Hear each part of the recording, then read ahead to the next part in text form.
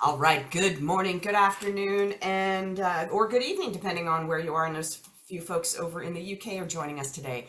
My name is Megan Jones. I'm the executive director for ICEAA, and I'm here to present for you the winners of our 2025 cost challenge. The team from Technomics, made up of Shar, Hannah, Matt, Annie, and Jonathan. They're all here today to give their presentation that the folks who did get to see it in Atlanta absolutely raved about it. So you guys are in for a treat today.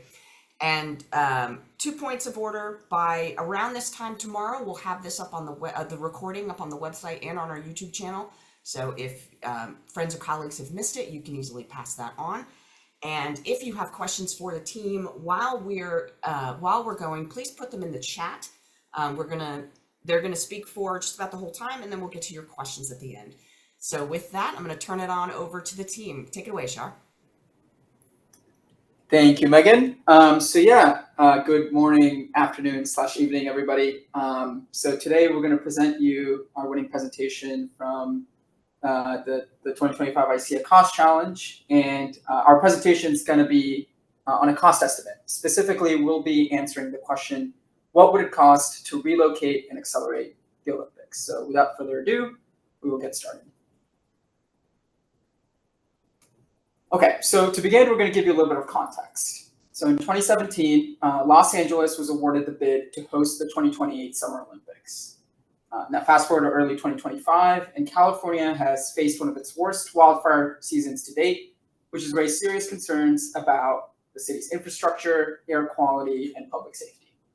So amidst mounting pressure from the public, on the 15th of April 2025, the IOC and the USOPC formed the Olympic Relocation and Acceleration Committee, or the ORAC, to explore relocating the 2028 Games to Atlanta. So you all, the committee, were tasked with exploring the possibility of relocating the Games from LA to Atlanta, a city rich with a strong Olympic legacy from 1996, a world-class airport, and existing infrastructure. But Atlanta's candidacy was not without its complications. Georgia's role as a battleground state in the 2028 U.S. presidential election raised concerns about strained resources, particularly those of emergency services and security. To resolve this, you were also asked to explore the idea of accelerating the Games to 2027, avoiding the overlap with the election and its associated risks entirely. So why Atlanta? Many of you have probably experienced the Atlanta airport before, but did you know it's actually the busiest airport in America? See, while these cities may be on opposite coasts, they actually have a lot in common. They're both the cultural and economic hubs of their regions. They're both home to numerous collegiate and professional sports teams. In LA, you have the Rams, Dodgers, and Lakers alongside UCLA and USC. Or in Atlanta, you have the Falcons, Braves, and Hawks alongside Georgia Tech and Georgia State. However, their most important similarity is that they both hosted the Olympics before, with Atlanta most recently hosting in 1996. So back to the ORAC. To help with your decision, you requested an independent cost estimating team, us from Technomics, to estimate the cost of relocating the Olympics on an accelerated timeline. The purpose of our estimate is to inform your decision using data-driven analysis on whether this relocation and acceleration should happen. You gave us 4 weeks to develop, deliver, and present this estimate, which is why we have you here this afternoon. Okay, so before we go any further, I want to address several different ways that your estimate request can be interpreted. The first way would be to simplify your question into what would it cost to host the Olympics in Atlanta in 2027? While this is simple, we believe that it ignored the specific language in your request. Option 2 would be to separate your estimate request into 2 intuitive questions. What would it cost to relocate, and what would it cost to accelerate? While this does divide it into 2 intuitive components, this assumes independence between the 2 variables, which we'll talk about more later, and it's not really aligned to the decision at hand. Either both relocate and accelerate, or do neither. So this brings me to the third option that I have, and the one that we chose for analysis, and that is one question that is focused on the decision at hand. What would it cost to relocate and accelerate? We believe that this was strongly aligned with the estimate request language, as well as the decision they have to make. And we believe that by answering this, we can also answer the question in option number 1 as well. Okay, so we've been talking for a little bit. So before we go any further, we're going to quickly introduce ourselves. So my name is Shar. I was the team lead for this estimate. I'm an economic analyst here at Technomics with about 3 years of experience in portfolio, schedule, and supply chain modeling and analysis. My name's Hannah. I was the cost lead for this estimate. I'm recently PCA certified with about 2 years of cost estimating experience and a background in scientific research and statistics. My name is Matt. I have about 2 years of cost estimating experience with a background in data processing and analytics, and I was the data lead for this project. My name is Jonathan. I have about 3 years of experience developing cost estimates for aerospace and infrastructure projects in Canada, and I supported the team as a cost analyst. My name is Annie Meenan. I'm a data analyst on the team, and I have 2 years experience in data management and analytics. And my name is Alex Wedluck. I'm the technical director at Technomics. Awesome. So we'll give you the bottom line up front first. So we estimated that it will cost about $675 million to relocate and accelerate the Olympics, which puts the total cost to host the Olympics in Atlanta in 2027 at about $10.3 billion. So throughout the rest of this presentation, we will walk you through how we got to these numbers using the agenda that you see on the right. At the end of our presentation, we will provide our recommendation to you, the ORAC, on whether or not you should follow through with this relocation and acceleration. And before we get too into the weeds of the estimate, we do want to cover a couple things, with the first being key terms and stakeholders. LA 28 and Atlanta 27 are shorthand for the two Olympic options. The IOC is the international governing body for the Olympics, whereas the NOCs are the national governing bodies. So, for example, the US OPC is the NOC for the United States. Then we have the OCOG, which is a temporary committee set up for each of the games, and this includes representation from the IOC, the host city nation's NOC, as well as local city and state officials. And then lastly, we have you all. You all are part of the ORAC, which is the task force set up in April to determine if relocation and acceleration of the games will be possible. And then the second thing we want to address is the graphic at the bottom of our slides. For our estimate, we use the best practices of the GAO 12-step process. So throughout the presentation, you can follow along where we are in this process by referring to the graphic. Okay, so far we've covered our estimates, purpose and plan. So in this next section, we'll dive into our ground rules and assumptions, as well as our data sources. Okay, so to start off with some ground rules that you gave us to bound our estimate. First, you use the word successfully in relocating and accelerating. So we assume that the Olympic requirements will remain unchanged between LA 28 and Atlanta 2027. So same number of sports, events, athletes, and visitors.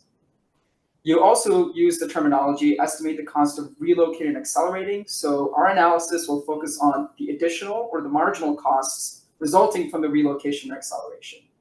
However, for comparison purposes, we will also provide a total cost to host Atlanta in 2027. Third, you specifically said estimate the cost of the Olympic Games. And while the Paralympic Games are an important subsequent event, due to your specific language in the request, our analysis will solely focus on the Olympic Games today. Fourth, as you requested, all the costs that we showed today will be in base year 2024 US dollars, unless noted otherwise. And then lastly, all the estimates that we show will be at the 80th percentile of our risk and uncertainty distribution, again, unless noted otherwise. In addition to your ground rules, we needed to make assumptions to further scope and bound our estimate.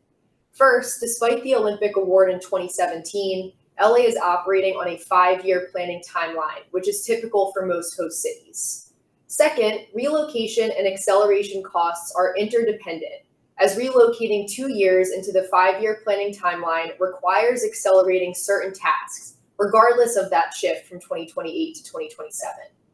Third, we assume that Atlanta will follow LA's principle of a no-build Olympics, utilizing existing venues and avoiding new permanent construction wherever possible. Fourth, as this is due to an emergency event, we assume that Atlanta will be exempt from any bidding costs to host the Olympics. And finally, as this move is due to a natural disaster, we assume that current LA contracts for 2028 can be canceled without penalty under the force majeure clause.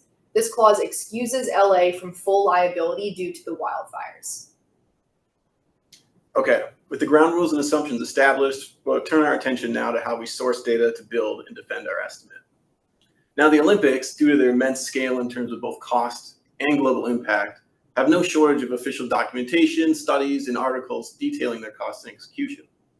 Add to that the other databases available to us on economic, demographic, and geographic factors, and we found ourselves with a plethora of data to sort through. However, the time frame of our estimate required us to source relevant data efficiently in order to conduct our analysis. One way in which we did that was by utilizing large language models to identify key sources, looking through synonyms and analogies, and even those in other languages. However, we know these AI tools are not perfect. They're often swayed by misinterpretation of intent or bias in their prompts. That is why we made sure to validate and cross-check all of our secondary sources with either primary sources or analogous sources from similar events. After validating our sources, we looked to the well-known repositories of the BLS, BEA, US Census, and OMB to gather the statistics and indices required to normalize the data we collected. Due to the intense logistical constraints of the Olympics, we also leveraged a much less cited source, Google Maps' enormous repository of commuter data. Collecting what we needed from these extensive databases demanded a more efficient approach. We wrote R scripts that called APIs to programmatically extract the data we required in order to perform our normalization across a multitude of years in different geographies. After sourcing our data, we found ourselves with over 60 primary and validated secondary sources covering technical, programmatic, and cost elements. And we can summarize these into 4 major buckets. First, we have official documentation around the Olympics. We use these to define the requirements of hosting the games and establish the technical parameters related to events, venues, and overall experience. Next are the comprehensive studies on past Olympics and other large events. These studies provided context to the official documentation and influenced the risk and uncertainty around hosting the game in LA or Atlanta. Third is a collection of in-depth articles that dive deeper into these events. We use stats and figures from these articles to supplement our primary sources and help detail specific cost drivers in our analysis. And finally, we have the API-derived data from the standardized repositories. We utilize these sources to establish the geographic and demographic factors used in parametric cost estimating methods, as well as economic factors to account for inflation and discounting. Now that we've covered ground rules, assumptions, and data sources, we can get into our estimate structure. We used LA's budget as the starting point for our analysis. And wanting to dive a little bit deeper into this budget, we first needed to figure out how much of it had already been spent. So we were able to derive sunk costs from publicly available tax filings from the LA 28 OCOG. And in this, we found that the total sunk amount of $349 million only accounted for about 6% of their total budget. And this led us to realize that for a no-bid Olympics, most costs aren't incurred until the year of the games. Although some administrative, strategic, marketing planning is required well in advance, there's no need to put money into game ops, ceremonies, or temporary infrastructure until it's needed. So for example, it wouldn't make sense to build out spectator bleachers in LA right now, or put a pool into the SoFi Stadium 3 years before they need it. So overall, the sunk cost, the minimal sunk cost, give us a much better understanding of the various different timelines associated with putting on the games. Although the LA 28 budget served as a great starting point, we don't believe that tells the full story. As many of you may know, in addition to bringing nations together, the Olympics have also built a lasting legacy for cost overruns. A 2024 Oxford study found that since 1960, the median cost growth for hosting the Olympic Games has reached more than 120%. You can also see from the chart on this slide that recent games haven't been able to correct this trend, where you can see that Paris has experienced 115% cost growth in their recent Olympics, and the United States also hasn't fared any better. When Atlanta hosted the Olympics in 1996, they experienced a cost growth of over 150% themselves. Now, as you can imagine, there are a number of various factors that might contribute to these cost growths, but a few of the major ones that we uncovered in our research include logistical circumstances, security concerns, and then demands from the host city population. So as our initial point of comparison, and due to our concerns, we felt that it was important to perform an independent cost review of the LA 28 budget using parametric methods. In our analysis, we collected data about past Olympic Games, including actual costs, number of athletes, host city population, and other defining characteristics. Using this data, we performed linear regression to develop a cost estimating relationship for the direct costs of hosting the Olympic Games. The next thing that we did was we calibrated our cost estimating relationship to the most analogous data point from our set, the LA Olympics of 1984. This point was chosen as it was one of the few Olympics to result in a profit, as well as being one of the cheapest Olympics in history due to its heavy reliance on existing infrastructure. Using our calibrated relationship and regression statistics, we were able to create a risk distribution using Monte Carlo simulations and found that at its existing levels, the LA28 budget really only has about a 1 in 3 chance of successfully executing without any cost overruns. Due to what we consider to be an overly optimistic estimate, we won't actually be using the LA28 budget as our starting point going forward. Instead, we'll be referencing our parametric results. So up until now, we've covered LA's estimate in our independent review. So in the coming slides, we're going to dive into our specific estimates. We looked at both the costs and benefits of the relocation and acceleration. This cost estimating structure shows the full range of items we considered, with the exception of some level 3 and level 4 elements. The goal here is really just to illustrate the breadth and depth of our scope. To note where you see asterisks, that indicates either no significant impact as compared to LA28 or a $0 cost estimate based on our ground rules and assumptions. For simplicity from our CES, we show our elements in 5 major categories. Typically, reported Olympic costs only include categories 1 and 2, but our team included 3 additional categories to capture a wider range of costs as well as benefits. Direct operational costs include items required to stage the Olympics. This includes elements like security and ceremony costs, as well as costs you directly requested like transportation, event management, and advanced technologies. Direct capital costs are incurred by the host city or private investors and would include the Olympic Village as well as the construction of venues. Indirect capital costs are not directly related to staging the Olympics, but they are crucial investments incurred prior to the Games that improve the event. This includes upgrades to rail or airport infrastructure. Our final cost bucket is implicit costs. These are not included in Olympics accounting, but are still costs associated with the event. An example includes Olympic qualification costs and societal costs as requested. The final bucket is benefits, or the positive outcomes generated from hosting the Olympics. These can be monetary, like revenue from ticket sales, or non-monetary, like infrastructure improvements. In the coming slides, you'll be able to follow along with this color coding and labels in the top left corner of each slide. All right. With an understanding of our cost estimating structure, next we'll cover the techniques and methods we use to build our estimate. The scope of our CES required us to take many different approaches in order to conduct our analysis.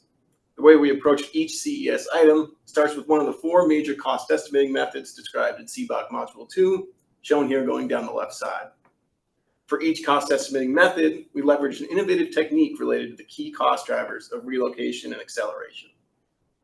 In the next section of the presentation, we'll dive into the 4 techniques highlighted here. All right. So the first technique we're going to cover is how we use spatial GIS data to calculate geographic dispersion and how that applies to the security costs of the Olympic Games. As I mentioned earlier, we were able to access Google Maps' routing data by writing R scripts to call on APIs. This allowed us to query data on commuter route segments between city hubs and Olympic venues for Atlanta, LA, and Paris. Just looking at the maps, it's apparent that both LA and Atlanta cover a much larger geographic footprint and have much less established transit compared to the previous Summer Games in Paris. With estimates on attendance for each venue, we were able to model how visitors were dispersed throughout the cities for the duration of the Games and calculate the total number of travel miles on all driving, transit, and walking segments.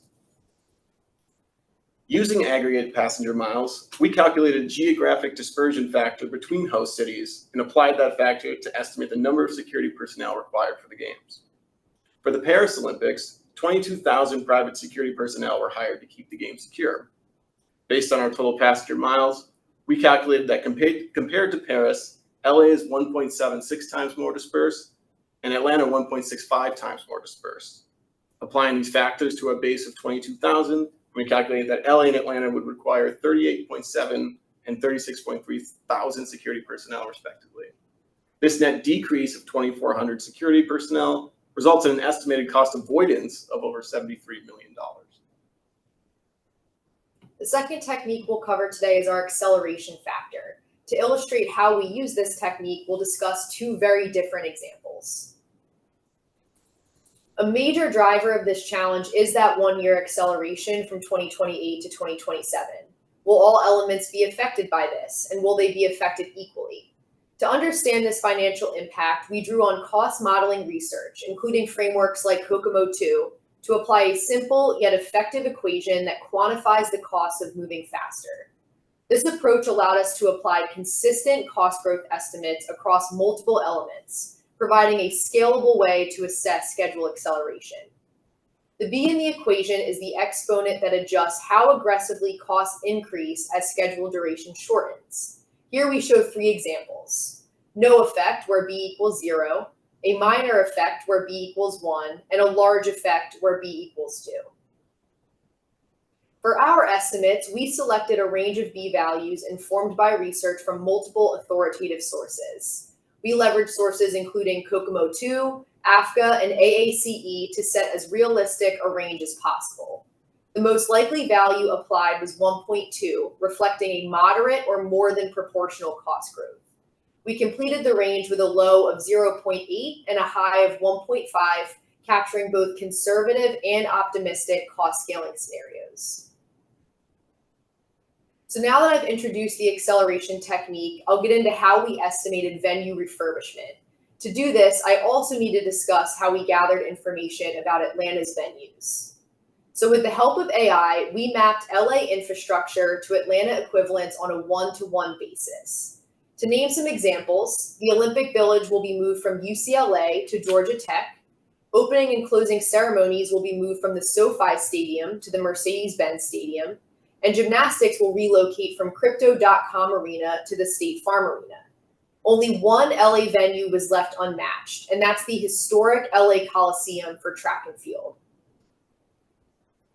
The Olympics require an NCAA regulated track with a large seating capacity. As just shown, an equivalent to LA's Coliseum does not currently exist in Atlanta.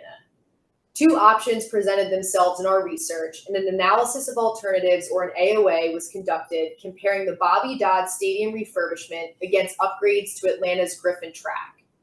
Due to Bobby Dodd's central location as well as spectator capacity requirements, it emerged as the most feasible option.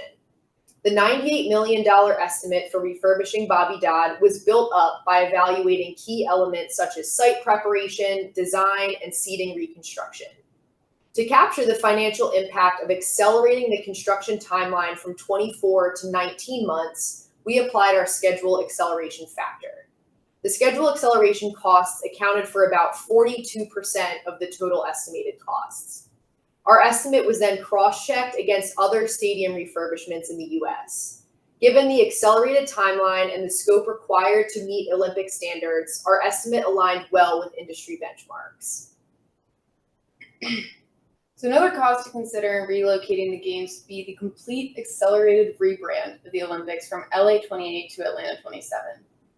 So for this specific element, we used an analogy to the Dunkin' Donuts global rebrand. Dunkin' operates in over 46 countries, offering a comparable geographic footprint, brand visibility, as well as operational scale to the games. So for Atlanta's base rebrand cost, we used Dunkin's investment of $125 million. And then to validate this cost at the Olympic scale, we compared it to LA's projected marketing cost and found that it was about 20% of their planned marketing. And this aligned with industry standards that showed that companies do typically spend 10 to 20% of marketing budgets on rebrands. So now, unlike Dunkin', which executed this rebrand in 18 months, Atlanta must do so in 9. And this compressed timeline is due to the fact that branding must be finalized well ahead of the games to allow time for venue signage, merchandise production, as well as ICEAA approvals.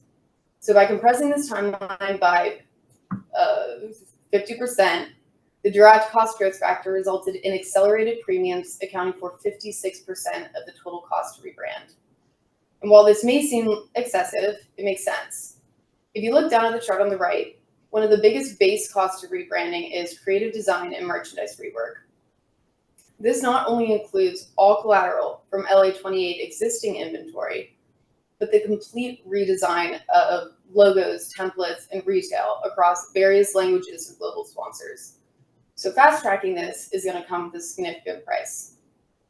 All things considered, the total cost to rebrand came down to $311 million. The third technique that we're going to talk about is what we're referring to as EVM projection. And to illustrate this, we're going to take a closer look at the MARTA expansion acceleration costs.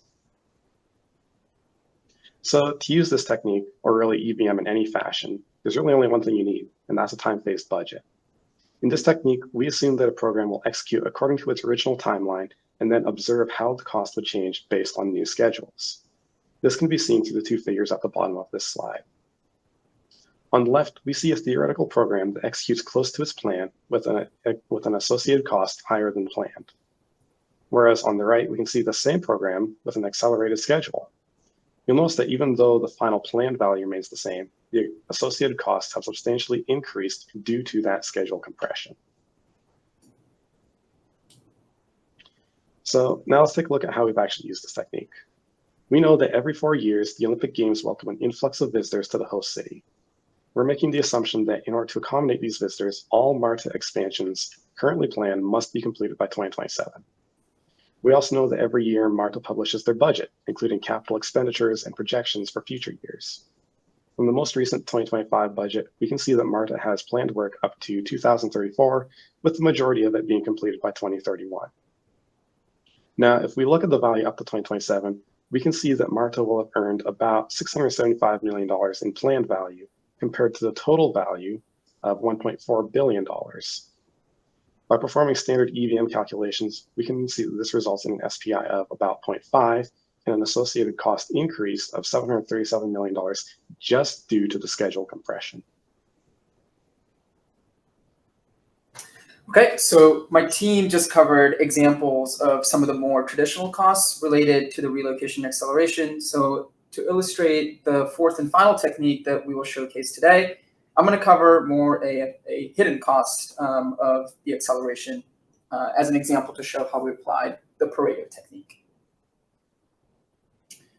Okay, so there are two types of sports in the Olympics in terms of the qualification process. On the left, I have 15 sports that are qualified by national teams. So think soccer, volleyball, etc. So for these sports, the athletes of a country compete together against other nations to qualify their national team. And the one-year acceleration doesn't really impact the qualification process for these sports because they're based on regular regional tournaments and rankings. Also, athletes don't directly compete against each other to earn a spot on their national team. It's more of a call-up style system for those that are performing well in their professional or collegiate leagues. Now on the right side, I have the 36 sports that are qualified by individuals. So think track and field, swimming, gymnastics, etc. Now for these sports, the athletes of a country do compete against each other for spots on their national team. To determine who gets the right to represent their nation, countries will host national tournaments, usually 6 to 8 weeks before the Olympics. So for these sports, we're assuming that the one-year acceleration will require an additional out-of-cycle qualification tournament for all participating nations across all of these sports. Now, we wanted to estimate the cost of all of these tournaments across every sport and every nation, but there's just one problem. There's too many. So we needed to come up with a way to estimate this more efficiently. So enter our friend, the Pareto principle. So the Pareto principle, or the 80-20 rule, says that 80% of consequences can be attributed to just 20% of the causes. So some examples of this that we see in real life are that 80% of wealth is owned by just 20% of citizens, and 80% of a business's revenue comes from just 20% of its customers. So we assumed that this pattern would also hold in our case, that 80% of the cost to host all of these additional out-of-cycle tournaments will come from just 20% of the sports. So this assumption allowed us to narrow down our analysis to just a few top sports in the US, where top sports are determined by the number of athletes competing. We estimated the cost of hosting the qualifying tournaments for track and field, swimming, gymnastics, as well as a few other logistically complex sports based on historical data that we pulled from validated data sources. And then we derived the cost for all other sports using the Pareto principle. So this gave us about a total of $7 million to host all of these tournaments for all of these sports in the United States. Now, the next part of this was to then calculate this cost for the other 205 countries. We did this by normalizing the US cost estimate by the number of athletes each country sent to the Paris 2024 Olympics, as well as factoring in the global exchange rates published by the World Bank. So for example, the cost for France came out to about 6.8 million, for Australia about 5.5 million, and for some countries with only 1 or 2 athletes that they're sending to the Olympics, the cost was closer to 10 or 20,000 US dollars. Adding these up, we estimated the total cost for all nations to be about 112 million. Okay, now that we've covered some specific techniques and cost elements, in this section, we're going to go back and look at our results in aggregate. As mentioned up front, the total cost to relocate and accelerate came out to $675 million. Here we have that broken out by our level 1 elements. Looking at these high-level cost elements, we see that there are actually some cost avoidances related to direct operational and capital costs, and that those avoidances are offset by a larger increase in indirect capital costs and implicit costs. However, at this level of detail, we can't really tell the whole story. Here, we split out the level 1 elements to highlight some key cost components. At this level of detail, we can more clearly see this cost trade-off pattern emerge. Jonathan mentioned the $737 million required for the MARTA expansion. However, that investment is offset by over $600 million in cost avoidances due to foregoing the planned shuttles and buses that were in LA. We talked about specific investments that need to be made for branding, venue refurbishment, and qualification tournaments. Other elements like advanced technologies and the deployment of 5G tally up to an additional $535 million.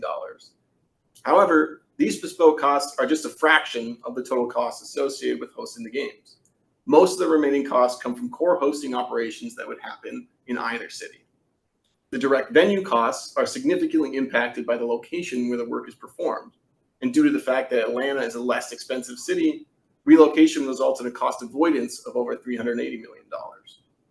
On the other hand, the direct operational costs aren't very city specific. The cost difference between these cities are more driven by the accelerated timeline, resulting in $310 million in additional cost. Ultimately, the trade-offs between additional costs and cost avoidances results in a point estimate that is much smaller than any specific investment would suggest. So with a point estimate developed, we also understood the importance of performing risk and uncertainty analysis, as it's very rare in the real world that everything goes according to plan. To do this, we leveraged Crystal Ball to perform Monte Carlo simulations and found that our estimate contains a moderate amount of uncertainty with a coefficient of variation of about 25%, which lines up closely with standard rules of thumb from the Joint Cost Schedule Risk and Uncertainty Handbook.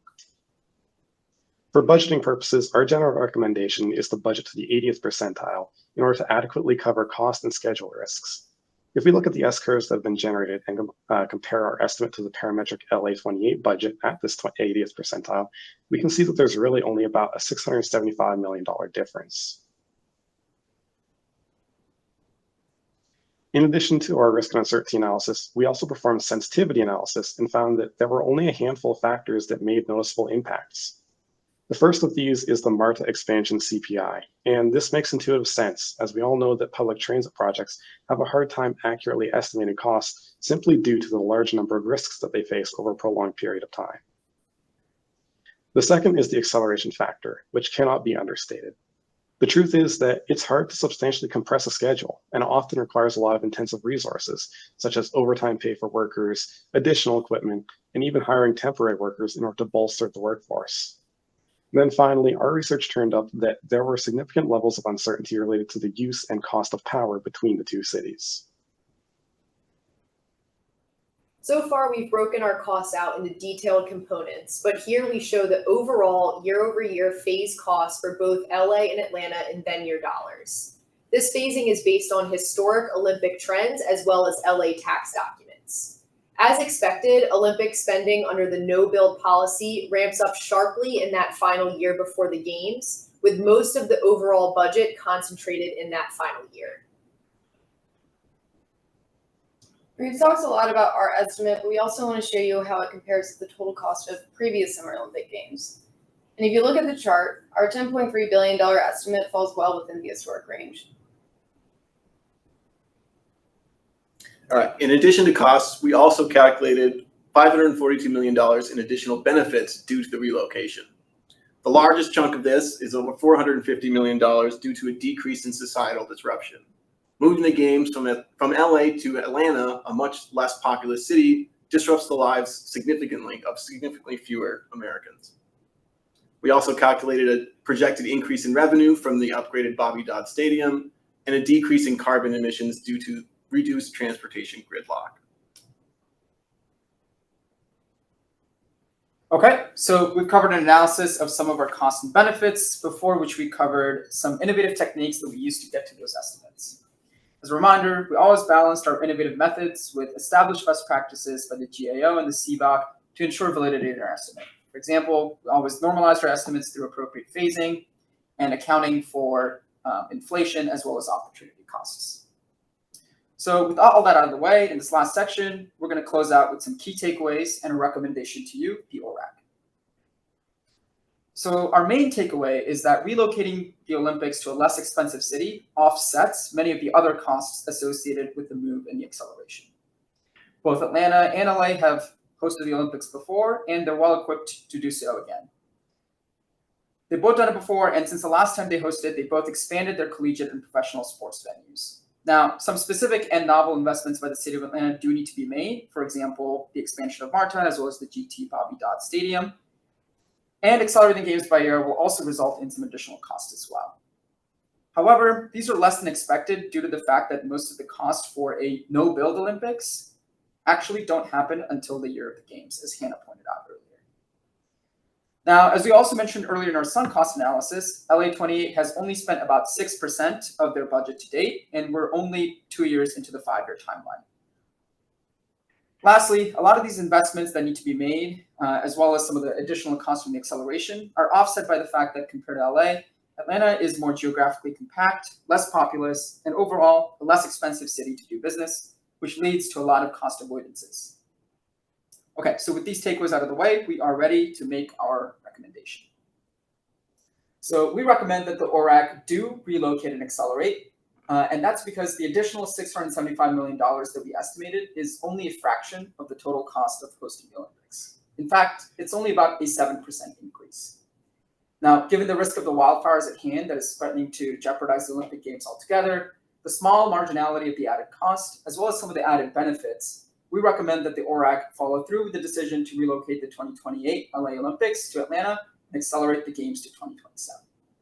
That, we conclude our presentation. We thank you for your time. And I think we have about 20 minutes to answer any of your questions. So yeah, we'll open it up to the audience. Well, I'm gonna chat for just a minute while the audience sends some questions in, because we haven't seen any yet, but I will repeat what I said to the team.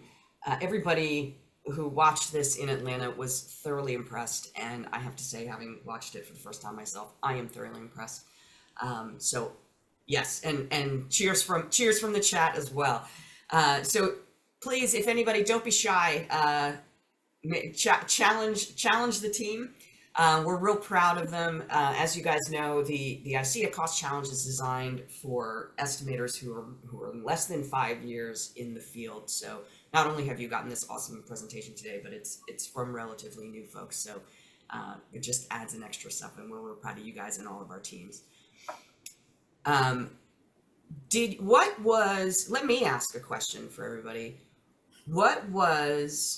So I was fascinated by your data sources. Which one did you least expect to get value out of, but you found it was surprisingly useful?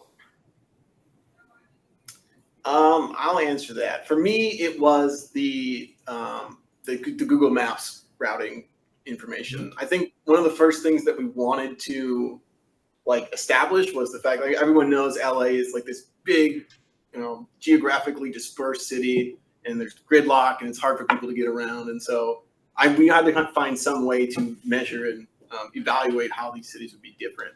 I originally anticipated having to manually go pull some individual routes from Google Maps as if you were driving from point A to point B all around the cities. But after doing some digging around and finding the API solution, it was much, much simpler for us to get that and then get a much deeper detail on things related to like the transportation type, alternate routes, like basically have a much better way to map how people would disperse throughout the city rather than just, hey, it's 10 miles from the city center to this venue. It's 12 miles in LA. It's like having a little bit more detail related to the different types but it actually helped us do our analysis and understand the differences between the cities more deeply.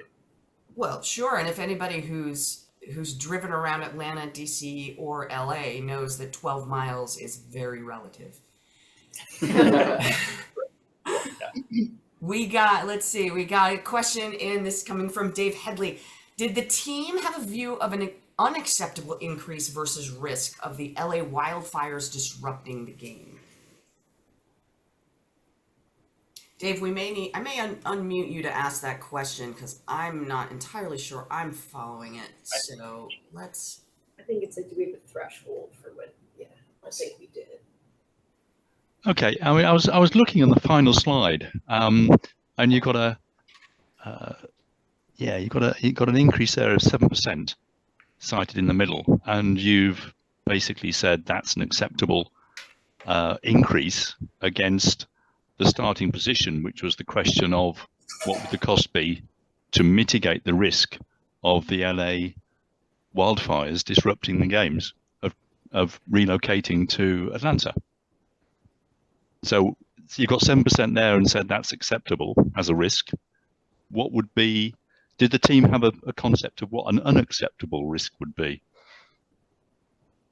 Do you want to take that, Matt? Yeah, I mean, I think what we thought of it was like bounding it between the other games that have existed before. And so I think, if we would have found a situation where our uncertainty analysis was finding that it could be, something as much as like 100% overrun, like we saw in Rio, and all those like well-documented problems and how things sort of got out of hand.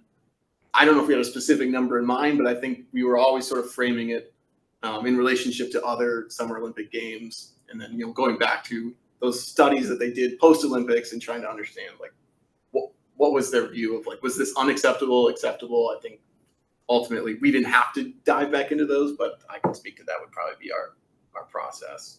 Yeah, I mean, I think this is a good question, and we did discuss it as a team because one of the options that we saw, like, okay, well, the ultimate cost, 607, it's more than zero, right? So there would be some cost to relocating the Olympics, and we need to compare that to, I don't know, the benefits of avoiding the wildfire risk, right? And to quantify some sort of a number for that.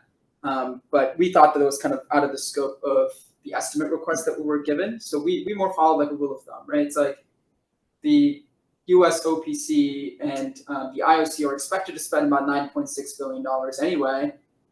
Hey, if you just spend about 7% more than that, you can completely mitigate a risk that could be really, really bad, right? And like, yes, we didn't come up with a nominal value for that risk. However, we thought that, just intuitively this made sense. You would have not that much impact because, this is a no-build Olympics, whether you're doing it in LA or Atlanta, so there's minimal work that needs to be done. There's only about 360 million or so that is sunk, so it's not like you have to recover a lot of costs either.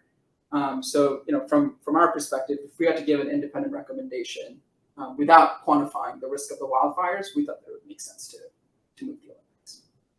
Does that answer your question, Dave?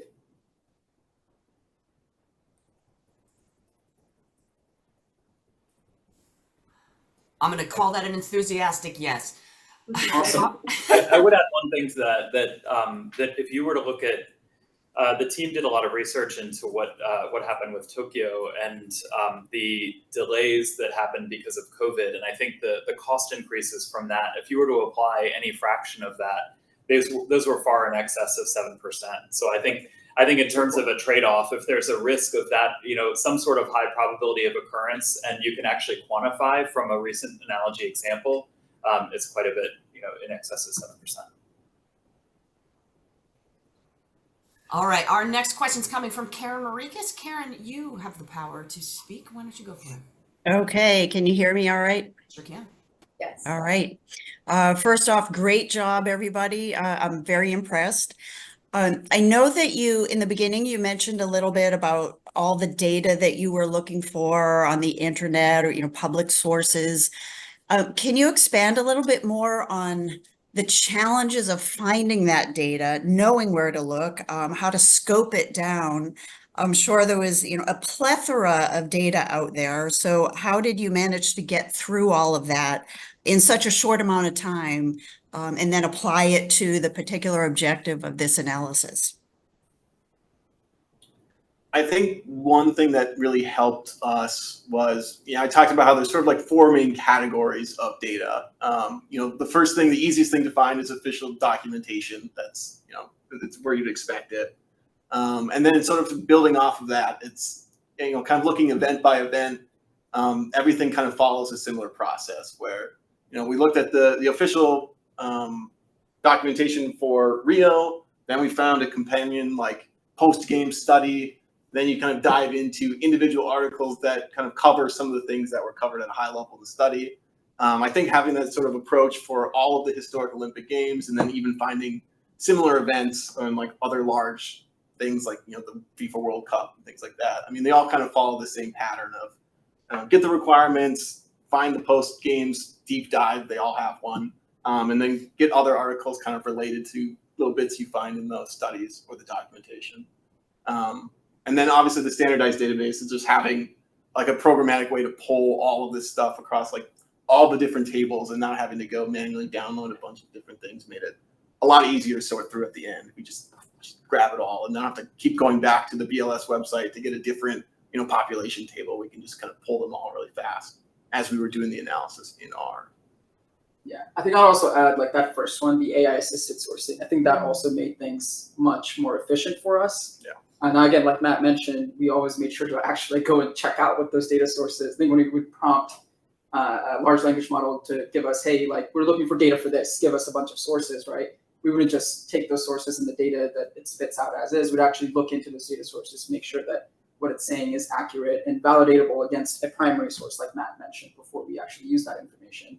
However, I think from a pure like discovery process, right? Like if we were just, I don't know, if you just had Google, just a search engine that doesn't have AI capabilities, I think this would have taken a lot more time, and I think we would have had less data to pull from. So I think being able to use that helped us with the efficiency.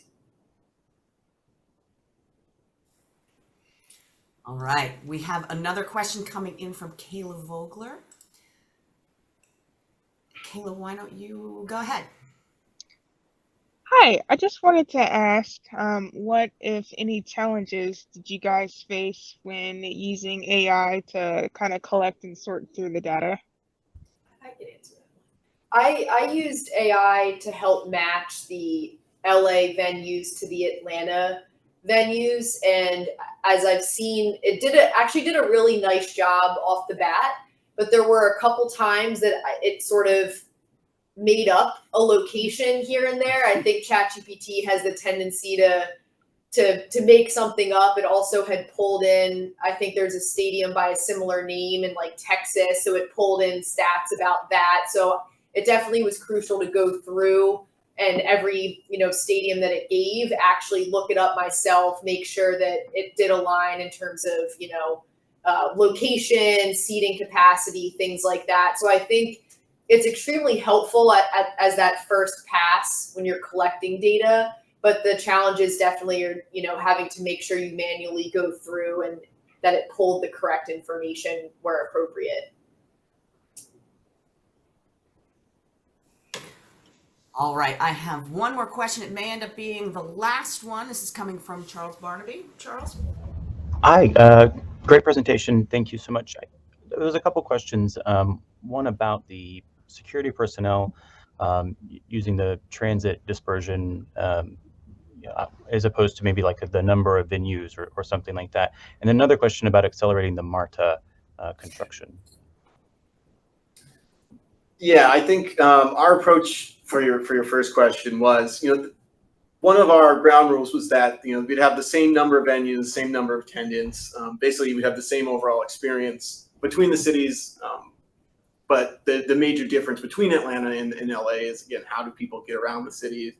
How far apart are they? You know, we have to deploy security personnel to keep, you know, areas of the city safe. If there are a lot of venues in one spot, we can, you know, in theory, have fewer security personnel because they can all cover a larger swath independently. But in LA's case, if you have major event areas all spread out throughout the city, you don't get sort of that efficiency gain that you see with like Atlanta. I don't know if you guys were there, but the Olympic Park and a lot of the venues, I mean, they were pretty close together, and you can sort of just, you know, draw a big circle around that and cover a much smaller space. So we just felt like the actual dispersion of the people between like the major hotel areas and the venues themselves would be a better way to sort of estimate like how far apart are they going to be, and how many people do we need to kind of cover that footprint.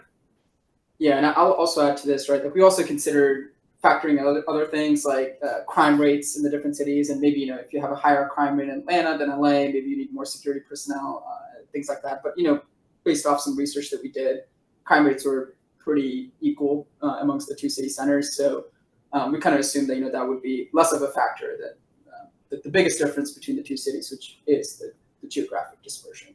So we decided to focus on that.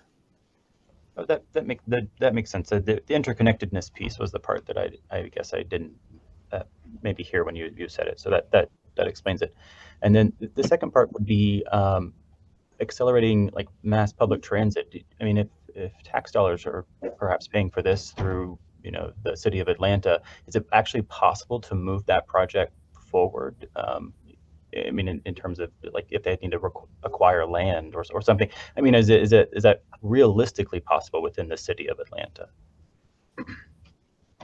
Yeah, so my understanding would be it wouldn't necessarily be acquiring land because they already have that planned out and are undergoing negotiations already.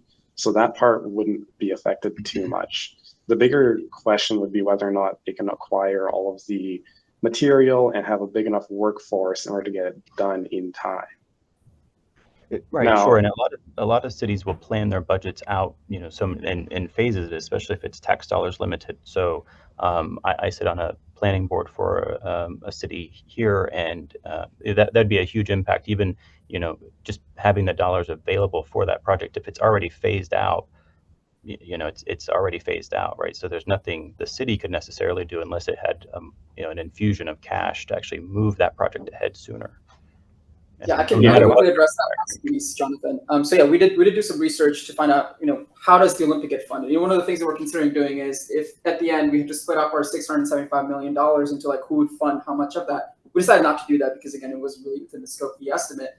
But through our research, we did discover that how it usually works is for projects like these, obviously the host city is like the first party that is responsible for paying for all of it. However, if they do have budget constraints, then it goes up to the state. So the state of Georgia would be able to infuse some money to help cover the rest. And then if that's not enough, then the federal government also can pull from its budget to also help pay for it. So essentially, we kind of assumed that, hey, if there was a, you know, tax dollars problem here, it would really be an issue because we believe, you know, there's some prestige with, you know, being able to host the Olympics. So the city of Atlanta, the state of Georgia, and, you know, the country as a whole, the USOPC as a whole, would be willing to find the money that is needed to be able to host something like this. And that's also been historically proven as well, right? Like we've seen that in Rio, we've seen that in a lot of other countries where they actually, to a fault, pulled in way too much tax dollars to be able to host the Olympics. So we thought maybe this would be surprising. Does that violate your no build assumption? This is not a Olympic venue, right? So if this was a stadium or something like that, then I would say yes, it would violate our no build assumptions. However, this is an indirect cost, so we think that it doesn't really apply in that case. Okay, thank you again. Great presentation. And I think the other difference is, you know, in LA, right, we had the shuttles and buses, so we would need some way to also be able to accommodate all those extra tourists that are coming in. And so we thought, look, this is the best way, right? There's already an ongoing project, so instead of also trying to implement shuttles and buses in Atlanta, which is a smaller area, probably would cause a lot of congestion and traffic. Probably the best thing to do is just to upgrade the existing infrastructure that exists, and there's an existing plan for it, so just accelerate it. So that's kind of the way that we approach this. Great questions, thank you. Well, I think we can we sneak one more in before we go? Sure.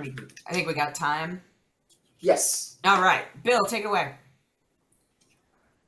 Yeah, you can read the question.